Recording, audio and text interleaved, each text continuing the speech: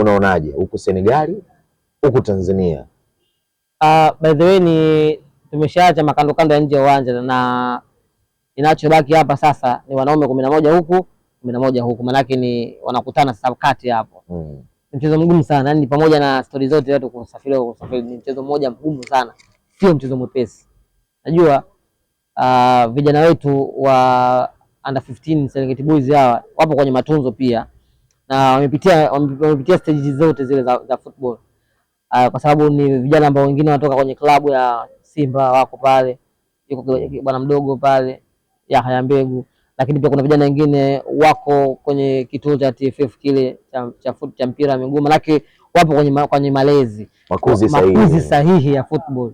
Wanakuwa kucheza na timu ambayo hiyo ndio timu noma. Sasa Senegal, unajua wenzetu wamewekeza kwa vijana sana, wachezaji wa Afrika Magharibi, Afrika ya Kati wamewekezwa kwenye vijana sana mno, na wale wanaona kama wachezaji wa hii krimu yao hii hao wanatoka hapa mzee, wape miaka 5 baadaye wote wako Ulaya, wakinaniliwa hao, tunaelewa. Yani wote wana project yao ya kwenda Ulaya, kwa hiyo wanapitia katika misingi. Yani game ya leo ni mechi ngumu, sio mechi nyepesi. Tuliona mchezo wa mwisho Taifa Stars dhidi ya Misri, mikwaju ya penalti ndio kaamua matokeo. Sasa kama itatokea tunaenda kwenye mikwaju ya penalti, na penalti hazina mwenyewe by the way, afu ni finali. Kwa hiyo kwenye mindset zetu sisi wa Tanzania tutoe ule 100% kujiamini kwamba game nyepesi tushashinda.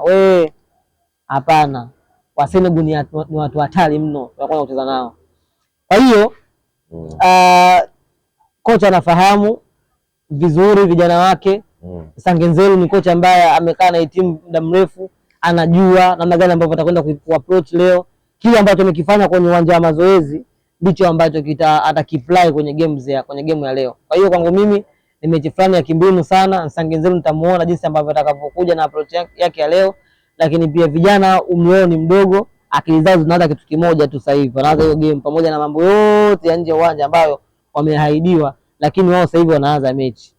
Kwa hiyo hautakuwa mchezo mwepesi kama nilivyosema, na Senegal tusichukulie poa watu wanapitia kwenye misingi bora hata mara 2 mara 3 na sisi. Yaani wale vijana wa Senegal hii chukue timu alafu ile miaka 2 miaka 3 wale wanakwenda Ulaya. Yaani wenzetu project zao za kwenda mbele zaidi.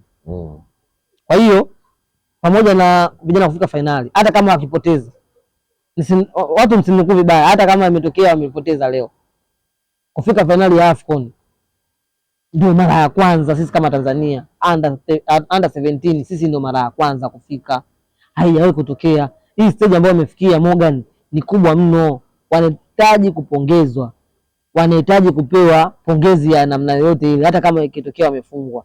Lakini pia vijana pia wanatambua umuhimu wa mchezo, wanapambania kuleta heshima ya nchi kwenye mchezo kupitia huu mchezo. Lakini Senegal pia nao wenyewe sio wabaya, safari yao nao mpaka wamefika finali hawajafika kwa bahati mbaya, wamepambana na kuna watu pia wamewatoa. Kwa hiyo vijana wachukue yale ambayo wamewaambia mwalimu kwenye siku zote za mazoezi, wayaboreshe, waongeze ufanisi kwenye maeneo muhimu ambayo wanahisi lazima wayafanyie kazi ili wapate ushindi, na ushindi huo utaambatana na taji. Taji na nini? Ni kombe, sijui unaelewa. Kwa hiyo yale maeneo nyeti sana, vijana wako vizuri sana kwenye kufunga. Vijana wetu hapa kwenye eneo la ushambuliaji ongeza ufanisi, wasijisahau sana, sina mashaka nao, lakini pia wasiruhusu bao, kwa sababu ukiruhusu bao utaongeza pressure kubwa sana, ili uweze kuchomoa ile bao usawazishe jingine, level scoreboard sio jambo jepesi, kwa sababu pia Senegal nao ni watu ambao wana defense bora sana. Kwa hiyo kwangu mimi ni mchezo wa kimbinu, na Sangenzelu anajua namna gani ambavyo anaweza kuwatumia vijana wake. Mimi nakwambia kwa moto ambao vijana wameonyesha, taji inarudi hapa.